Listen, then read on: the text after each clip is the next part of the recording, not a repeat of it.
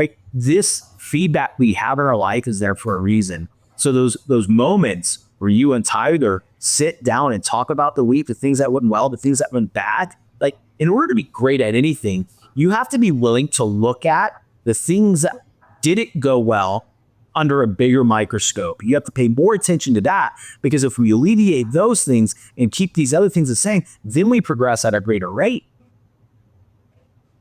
Yeah, 100%. You've got to work out, how you can accelerate at the quickest rate, and you've got a graph, and you want to go. There's always going to be, the graph's never going to keep going straight up. It's always going to have dips, highs, and lows in it. But as long as you can identify when those lows were, and when like so forth, and you in sport, like it's only possible to win so many tournaments. So like a guy like Tiger, a week for him, a successful week is only a win and nothing else. So some guys are happy with a top 5, top 10, top 20, just making the cut. Some guys are happy to make the cut and, get a check and go down the road to the next tournament.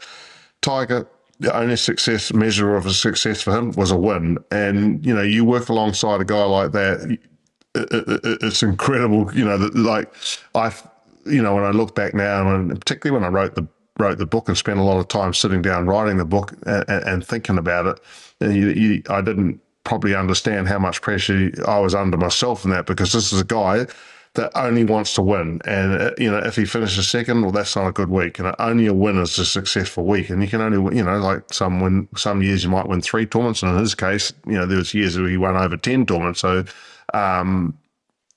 but for him, it was all about winning and winning major championships. So a couple of those years there where he didn't win a major championship, they were incredibly stressful times. And each time, when it went to one major, on to the next one not winning, there's a lot of pressure there. And, I sort of talk about that in the book as well. So that the reader will get a very, like I said, a very backstage pass to arguably that we would think was probably the best, the best sustained period of golf played by anybody. 1000%. And it's epic, right? I don't think there's any denying that, listening to that. It's funny because, I suddenly feel bad for my wife and my team, right? Because, we have statistics, we have rankings, categories, and in podcasting and all that kind of stuff, right? And I could be number 6, number 5, number 3. I'm pissed. I'm not winning. Right. And I think it takes a special person to understand that. Right. It's like, for me, it's like, that's not number one. Like, we are not done. We are not finished until we get there and we stay there. Right. I know I'm momentary dips, but we need to get there. We need to stay there for a long period of time. And that to me is winning.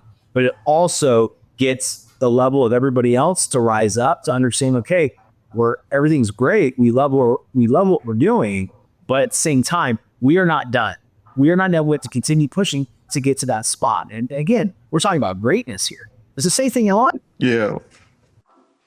One of the things I get asked the most about, and one of the things that are intrigued the most about Tiger is during his time playing at the highest level, he went through numerous coaches, which surprised a lot of people that, you'd play so well with one coach, and then you'd move on to another coach and then on to another coach.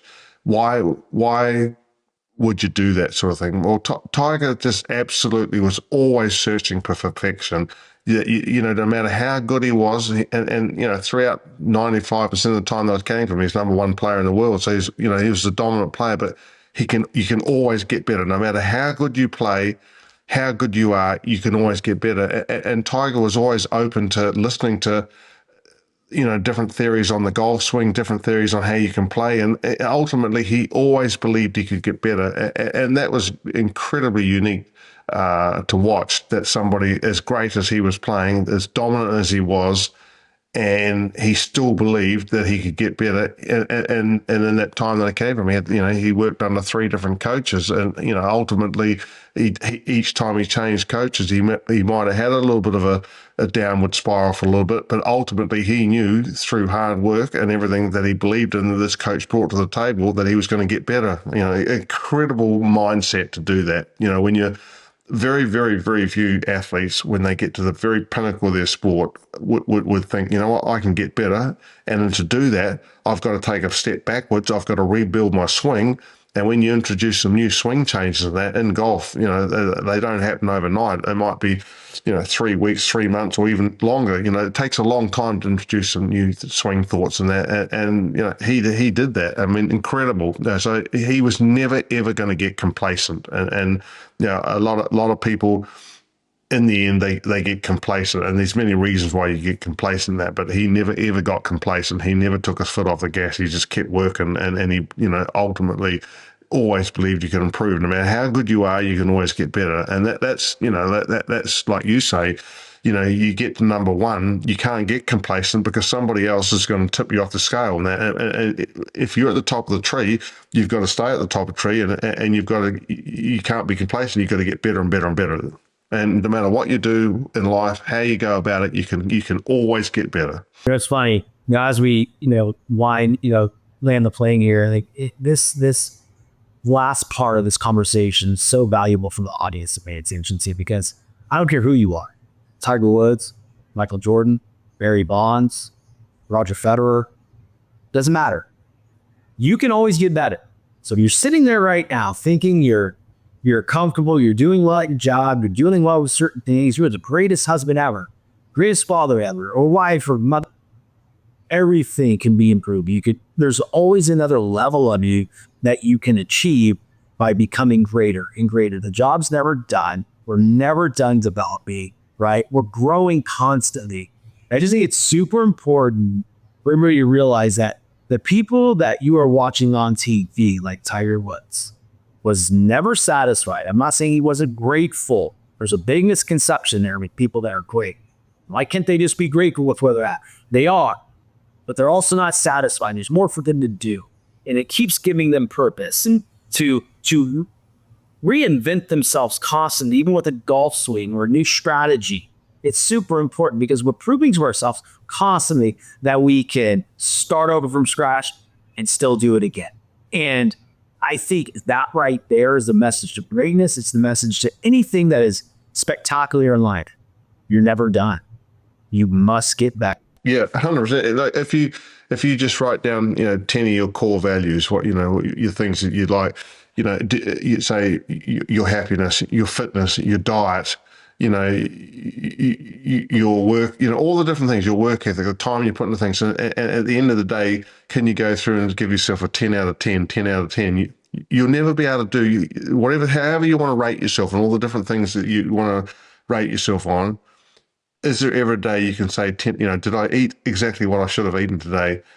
Was I happy all day today? Did I work as hard as I could today? All the different things. There's never a day that you'll be able to never have a day where you did everything to 100%. So that you can always improve, and that's where in professional sports and that you can, like the guys that get good, they always strive to get better and better and better, and that in itself, the journey of working hard and trying to get better, no matter what you do, if you enjoy that journey, enjoy that process, you may not get there, but certainly if you enjoy it, it's a great journey, and you put yourself in a great position to do better. Yeah. Well said, man. Well said.